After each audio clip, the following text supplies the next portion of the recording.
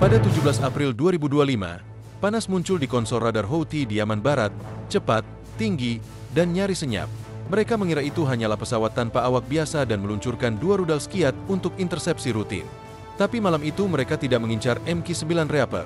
Mereka menargetkan sesuatu yang jauh lebih strategis. B-2 Spirit, pembom siluman Angkatan Udara Amerika yang didesain untuk menghindari deteksi total. Rudal yang diluncurkan tidak pernah mencapai sasarannya. B-2 Spirit menghilang begitu saja, membiarkan sistem silumannya bekerja seperti dirancang, sambil tetap mengumpulkan data pengintaian vital yang langsung dikirimkan ke Diego Garcia. Informasi yang dikumpulkan, termasuk lokasi peluncuran rudal, membentuk dasar dari salah satu serangan udara presisi paling menghancurkan dalam sejarah militer modern Amerika.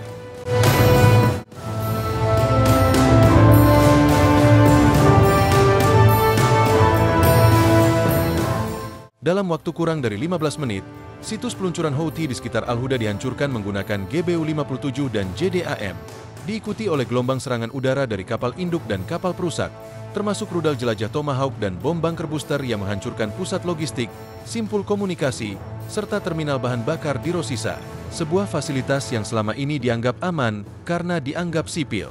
Serangan ini bukan hanya tanggapan militer, tapi penegasan doktrin baru, bahwa setiap elemen yang mendukung mesin perang, tak peduli disamarkan di balik infrastruktur sipil, kini sah dijadikan target. Dalam hitungan menit, jaringan komunikasi Houthi lumpuh, radar mereka padam, kendaraan mereka tercerai-berai, dan pusat komando mereka sunyi. Amerika tidak memberi peringatan, tidak mengadakan konferensi pers, tidak menjelaskan serangan, hanya hasil di lapangan yang bicara.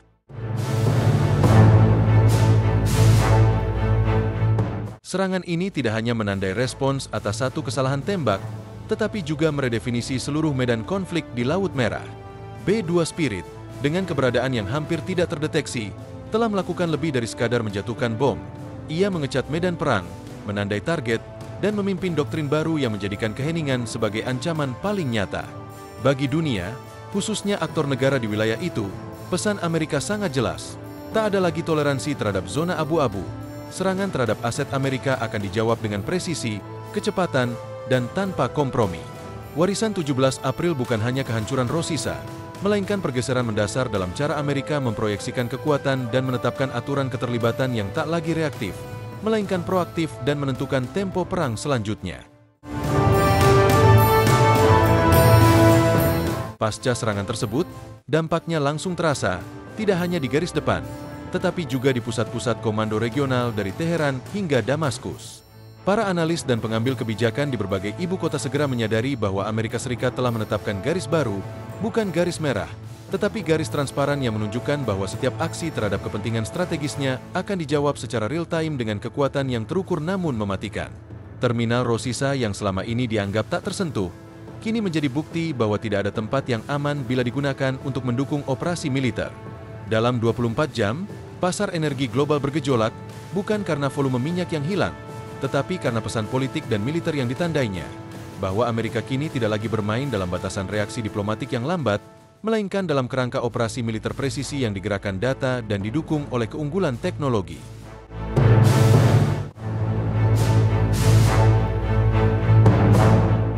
Dampak psikologis dari operasi ini bahkan lebih besar daripada kerusakan fisik yang ditimbulkan. Unit-unit Houthi di lapangan mengalami disorientasi total, radar padam, komunikasi terputus, konvoi terbakar sebelum bisa berpindah lokasi. Mereka tidak hanya kehilangan aset, tetapi juga rasa kendali. Serangan itu menunjukkan bahwa Amerika tidak membutuhkan armada besar atau serangan berhari-hari untuk menonaktifkan infrastruktur militer musuh. Hanya dengan satu pesawat B-2 dan jaringan intelijen yang terkoneksi secara real-time, medan perang dapat dilumpuhkan dalam hitungan menit. Yang lebih mengejutkan lagi, tidak ada pembalasan langsung dari pihak Houthi atau sekutu mereka. Tidak ada serangan balasan, tidak ada klaim resmi, hanya keheningan yang menyebar dari wilayah yang dulu ramai komunikasi. Bagi para pengamat militer, ini bukan sekadar operasi balasan. Ini adalah demonstrasi dari kemampuan proyeksi kekuatan generasi baru yang tak hanya mengandalkan kekuatan ledakan, tapi juga pada superioritas informasi dan kecepatan pengambilan keputusan. Misi ini menandai era baru di mana keterlambatan 1 detik saja bisa berarti kehilangan seluruh jaringan tempur. Amerika tidak hanya memperingatkan lawan, tetapi juga menginformasikan sekutu bahwa batas kesabaran strategis telah berubah. Ini bukan tentang membalas satu serangan rudal, melainkan membongkar sistem yang memungkinkan serangan tersebut terjadi. Pada akhirnya, 17 April menjadi tanggal penting bukan karena jumlah bom yang dijatuhkan, tetapi karena perubahan narasi yang dibawanya. Dunia menyaksikan bahwa diamnya langit tidak lagi berarti aman. Di era baru ini, serangan bisa datang tanpa peringatan, tanpa suara, tapi dengan efek menghancurkan yang sempurna.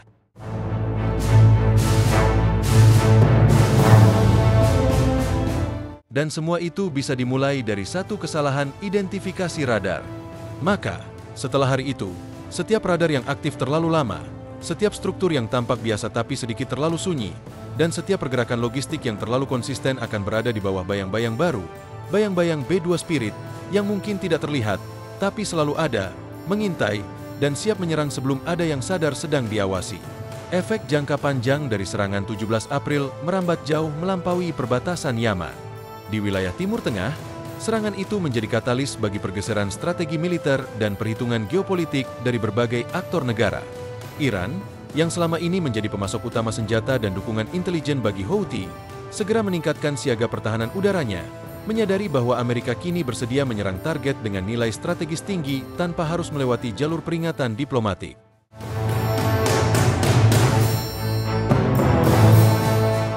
Di Damaskus, militer Suriah yang selama ini bermain dalam zona abu-abu yang sama, menyembunyikan pusat komando di bawah fasilitas sipil dan mendistribusikan drone melalui jaringan sipil, mulai memindahkan operasi mereka ke lokasi-lokasi yang lebih dalam dan terlindungi, karena tahu bahwa pola lama kini menjadi sasaran empuk. Respons internasional pun tak kalah cepat. Negara-negara sekutu Amerika, seperti Inggris, Prancis, dan Australia, memperbarui protokol mereka terhadap aset siluman dan memperkuat kerjasama intelijen untuk memastikan bahwa serangan semacam ini dapat didukung atau bahkan ditiru dalam konflik berikutnya. Di sisi lain, negara-negara yang selama ini mengamati konflik dari kejauhan, seperti China dan Rusia, mulai mempelajari serangan ini bukan dari sisi teknologi, tetapi dari doktrinnya.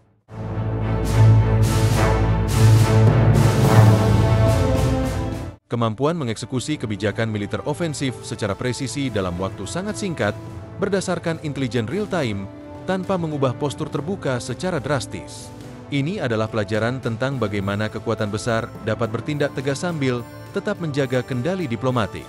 Di ranah diplomasi, serangan tersebut membuat beberapa negara di kawasan mengambil langkah taktis. Oman dan Qatar, misalnya, memperkuat peran mediasi mereka, mengusulkan forum dialog baru untuk menurunkan eskalasi di Laut Merah. Namun, semua itu terjadi di bawah bayang-bayang realitas baru, bahwa tindakan provokatif terhadap aset Amerika, sekecil apapun, kini dapat memicu respons militer skala penuh tanpa negosiasi. Beberapa negara mulai mempertimbangkan kembali dukungan atau kedekatan mereka terhadap kelompok-kelompok bersenjata non-negara, karena risiko keterlibatan dalam operasi militer Amerika kini lebih besar daripada sebelumnya.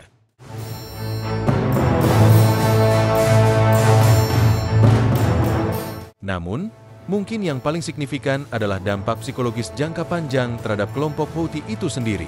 Mereka kini beroperasi dalam lingkungan di mana keunggulan teknologi bukan hanya milik lawan, tapi digunakan secara aktif, akurat, dan tak terdeteksi. Ketidakpastian tentang kapan dan bagaimana serangan berikutnya akan datang telah menciptakan tekanan operasional yang intens. Setiap pemindahan kendaraan, setiap sinyal radio, setiap bangunan yang tampak tak lazim kini berpotensi menjadi target. Dalam ekosistem tempur modern, ketika lawan memiliki kemampuan untuk melihat tanpa terlihat, dominasi medan bukan hanya soal jumlah pasukan atau senjata, tapi tentang siapa yang lebih dahulu tahu dan lebih cepat bertindak.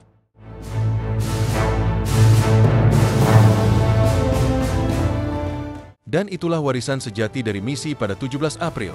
Pengubahan lanskap konflik menjadi permainan informasi, waktu, dan kendali penuh atas eskalasi. Tidak lagi menunggu dunia mengatur tempo. Amerika kini memimpin dalam diam dan dunia suka atau tidak, harus menyesuaikan diri dengan kecepatan itu. Implikasi strategis dari serangan 17 April terhadap pengembangan sistem pertahanan udara global sangatlah signifikan.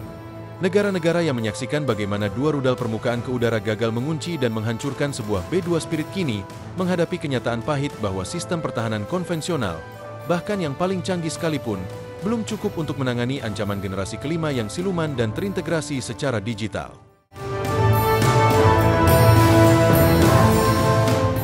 Dalam dunia pasca Rosisa, fokus pertahanan tidak lagi hanya pada jumlah rudal atau cakupan radar, tetapi pada kemampuan mendeteksi, mengidentifikasi, dan merespons dengan cepat terhadap platform yang hampir tidak memberikan tanda keberadaan fisik atau elektromagnetik. Para pengembang sistem pertahanan, baik di barat maupun di blok timur, berlomba untuk menyesuaikan arsitektur sensor mereka. Radar aktif konvensional menjadi semakin dilengkapi dengan jaringan deteksi pasif seperti pencitraan inframerah multispektrum, sistem pengenal tanda elektromagnetik ultra rendah, dan jaringan sonar udara berbasis atmosfer. Rusia dan Cina, yang telah lama berinvestasi dalam sistem seperti S-400 dan Haki-9, kini berusaha menyesuaikan perangkat lunak pelacakan mereka agar mampu mendeteksi pola anomali, bukan hanya sinyal langsung. Namun ini pun bukan solusi penuh. B-2 Spirit, seperti yang diperlihatkan dalam serangan 17 April, bukan hanya sulit dideteksi karena bentuk fisiknya, tetapi karena ia merupakan bagian dari sistem komando senjata informasi yang bersatu dalam satu ekosistem tempur. Akibatnya, muncul tekanan besar terhadap negara-negara non-NATO yang mengandalkan pertahanan statis.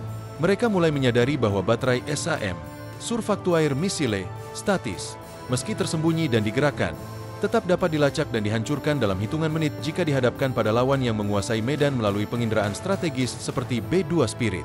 Maka, orientasi baru dalam dunia pertahanan mengarah pada mobilitas ekstrim, penyebaran senjata jarak jauh berbasis AI, dan integrasi sistem pertahanan udara ke dalam jaringan drone tempur serta satelit mini. Lebih jauh lagi, negara-negara dengan ekonomi menengah yang tidak mampu membangun sistem deteksi canggih mulai mempertimbangkan opsi simetris lain, perang siber, gangguan spektrum GPS, dan pengembangan senjata anti-satelit untuk melawan keunggulan informasi musuh. Namun disinilah dilema besar muncul. Semua itu hanya relevan jika mereka mampu mengetahui kapan ancaman itu datang.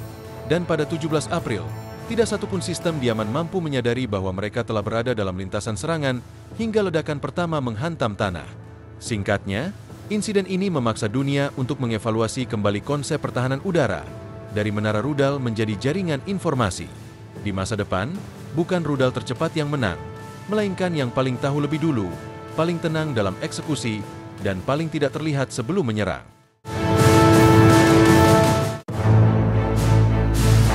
Spirit telah membuktikan bahwa dalam medan tempur modern, yang tak terlihat bukan hanya ancaman, tetapi juga pemimpin.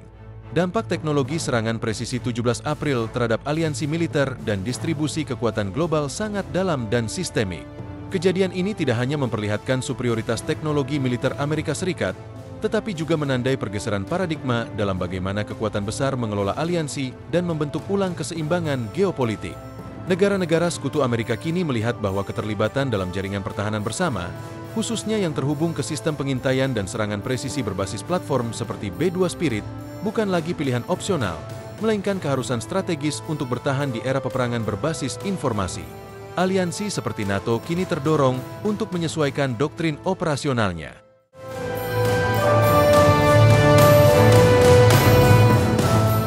Tidak cukup hanya memiliki interoperabilitas senjata dan prosedur bersama. Kini tuntutannya adalah integrasi real-time data medan tempur, jaringan komunikasi satelit yang tidak dapat diganggu, serta protokol serangan balik otomatis berdasarkan deteksi langsung dari wahana siluman atau drone ISR. Hal ini membuat peran negara-negara anggota kecil atau menengah dalam aliansi menjadi lebih krusial dalam kapasitas sebagai node pendukung sistem informasi global, bukan hanya sebagai pemilik kekuatan. Militer konvensional.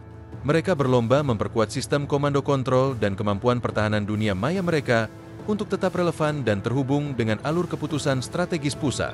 Di sisi lain, negara-negara di luar orbit Amerika termasuk Rusia, Cina, dan Iran mulai merasakan tekanan untuk membentuk blok-blok pertahanan yang mampu menyaingi kecepatan dan presisi sistem tempur Amerika.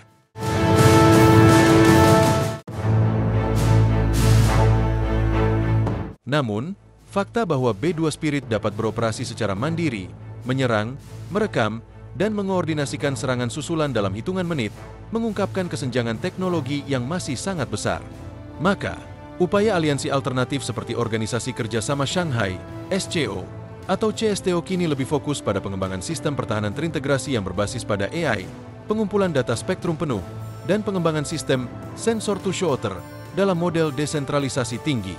Namun, ini bukan tantangan yang mudah atau cepat diwujudkan. Bagi negara-negara non-blok dan berkembang, peristiwa ini memunculkan dilema baru. Apakah harus mempererat hubungan militer dengan kekuatan besar seperti Amerika demi mendapatkan perlindungan dan akses sistem informasi medan tempur?